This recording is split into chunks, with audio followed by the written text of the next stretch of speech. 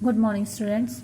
Next question हमारे मुद्रा वाले लेसन का जो है कि मुद्रा की परिभाषा दीजिए और इसके कार्यों की व्याख्या कीजिए। मुद्रा यानी कि मनी, जैसा कि आप सभी जानते हैं कि जो मनी होती है एक एक्सचेंज का माध्यम होती है, यानी लेन देन का एक साधन, जिसके ज़रिए क्या किया जा सकता है, आसानी से कोई भी वस्तु खरीदी जा सकती है, या फिर कहीं पर भी हम इसको इकट्ठा करके रख सकते हैं, या फिर कभी भी किसी भी समय जो है स्थगित भुगतान किए जा सकते हैं, यानी भविष्य में हम भुगतान कर सकते हैं।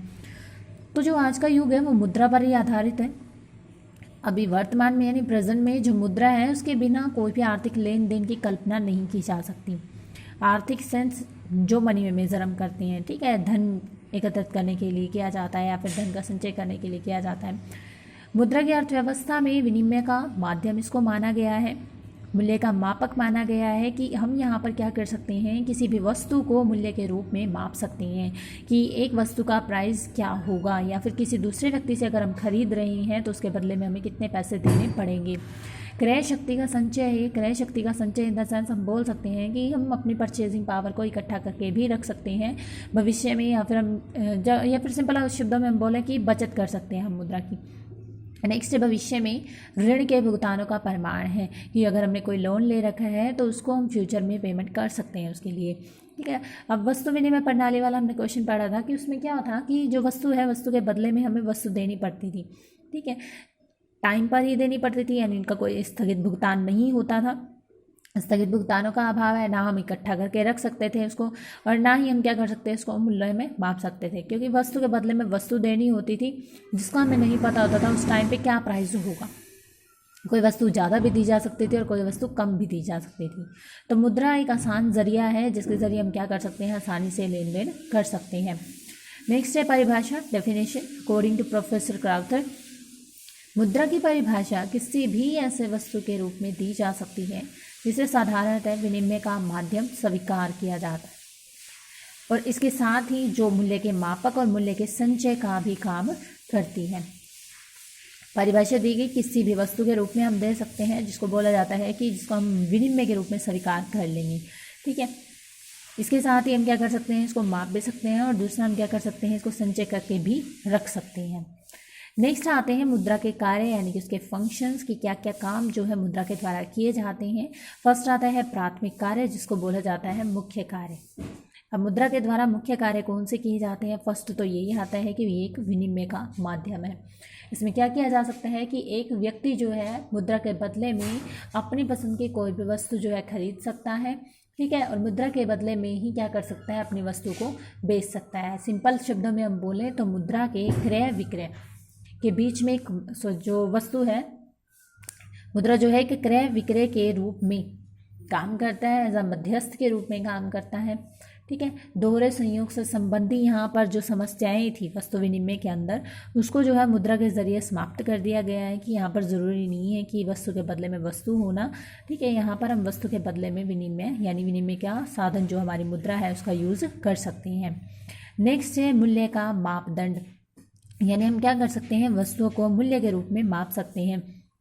मूल्य के रूप में इन द सेंस क्या बोल सकते हैं कि अगर कोई वस्तु हमने दी है तो उसके बदले में हमें कितने पैसे जो है मिलेंगे, या फिर कोई वस्तु हमने खरीदी है तो उसके बदले में हमें कितने पैसे चुकाने पड़ेंगे, जो कि वस्तु विनिमय प्रणाली वाले क्वेश्चन में हमने पढ़ा था कि मूल्य का मापदंड यहाँ पर नहीं किया जाता, क्योंकि वहाँ पर वस्तु के बदले में वस्तु दी जाती थी। जैसे हमने एग्जांपल लिया था 10 रस्सियाँ और कंबलों का, कि 10 रस्सियों के बदले में कितने कंबल दिए जाएंगे, या कितने कंबल के बदले में कितनी रस्सियाँ दी जाएंगी, ठीक है, वहाँ पर पॉसिबल नहीं था। लेकिन मूल्य यहाँ पर हम मुद्रा में हम क्या कर सकते हैं, उसके मूल्य को माप सकते हैं कि 10 रस्सियों का प्राइस कितना होगा, या 10 रस्सियों को अगर हम खरीदते हैं तो उसके बदले में हमें कितनी जो है मूल्य चुकाना पड़ेगा। तो ये थे दो माध्यम प्राथमिक कार्य के जो टाइप्स हैं, विनिमय का माध्यम और मूल्य का मापदंड। नेक्स्ट है गौण कार्य, यानी कि सहायक कार्य। सहायक कार्य यानी सहायता करते हैं किसमें, स्थगित भुगतानों का माप करने में। कि हमने वस्तु विनिमय प्रणाली में पढ़ा कि जो भुगतान है वस्तु के बदले में वस्तु उसी टाइम करनी होती है, हम इसको स्थगित नहीं कर सकते, भविष्य पर नहीं टाल सकते। जबकि मुद्रा के जरिए हम क्या कर सकते हैं, अपने भुगतानों को टाल सकते हैं।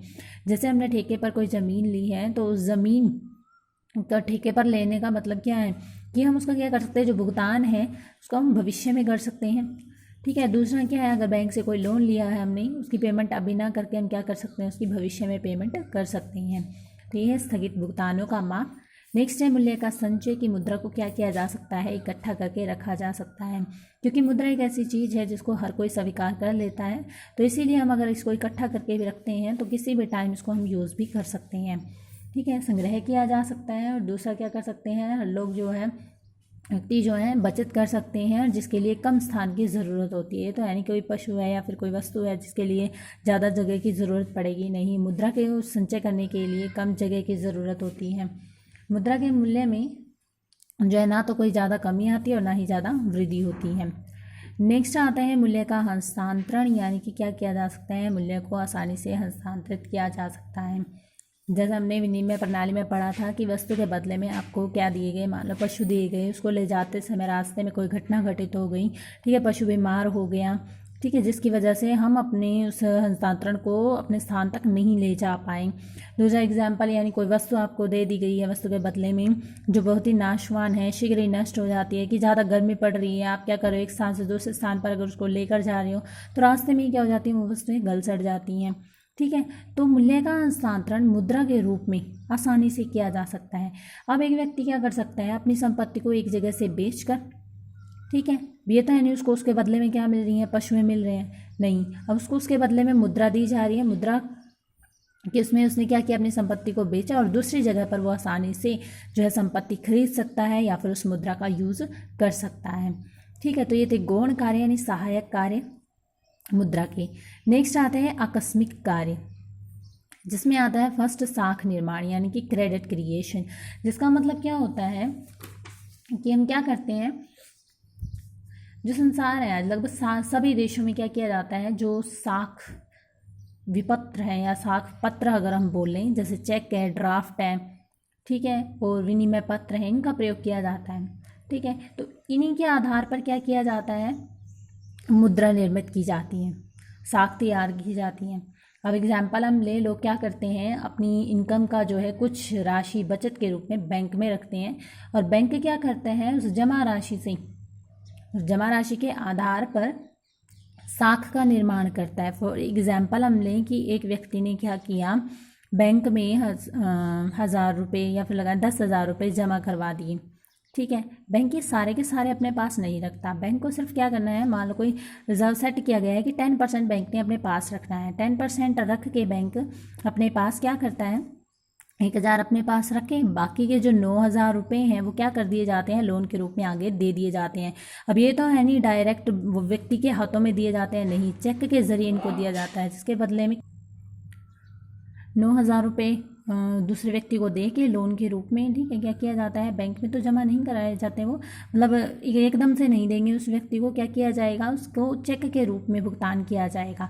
तो यानी बैंक में ही ये पैसा बना रहेगा, 9,000 रुपये उस व्यक्ति को दे दिए गए, यानी उस व्यक्ति ने क्या किया, फिर दोबारा से 9,000 बैंक में जमा करवाए, 10% बैंक ने क्या किया, अपने पास रखा, यानी कि 900 रुपये बैंक ने अपने पास रखे और बाकी के जो 8100 रुपये हैं वो क्या किया, लोन के रूप में दे दिया। इस तरीके से बैंक क्या करता रहता है, अपनी साख का निर्माण करता रहता है, पहले 1000 रुपये, फिर 900 रुपये, यानी 1900 रुपये हो गए, ऐसे करते करते करते करते क्या किया जाएगा, 10,000 रुपयों का निर्माण कर लिया जाएगा।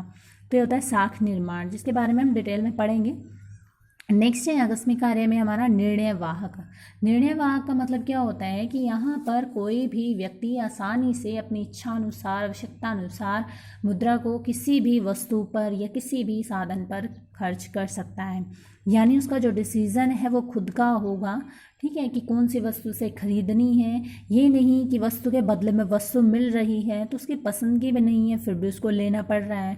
ठीक है, ऐसा यहाँ पर नहीं होता, क्योंकि मुद्रा के केस में क्या है, हम अपने पैसे को अपनी मर्जी से कहीं पर भी खर्च कर सकते हैं, तो आसानी से डिसीजन लेने में हेल्प करती है हमारी मुद्रा। नेक्स्ट है पूंजी का तरल रूप। जो मुद्रा है यानी उसको हर कोई आसानी से स्वीकार कर लेता है। ठीक है, लेन देन में पूंजी या फिर वस्तु लेने से कोई भी यहाँ पर इनकार हम नहीं करता। ठीक है, तो मुद्रा को आसानी से स्वीकार किया जा सकता है, कोई इनकार भी नहीं करेगा, यानी कि मुद्रा में तरलता और सामान्यतः स्वीकृति का गुण जो है विद्यमान होता है, आसानी से हर कोई स्वीकार कर लेता है। ठीक है, तो ये थे मुद्रा के कार्य या मुद्रा की परिभाषा दी गई है। ठीक है, थैंक यू।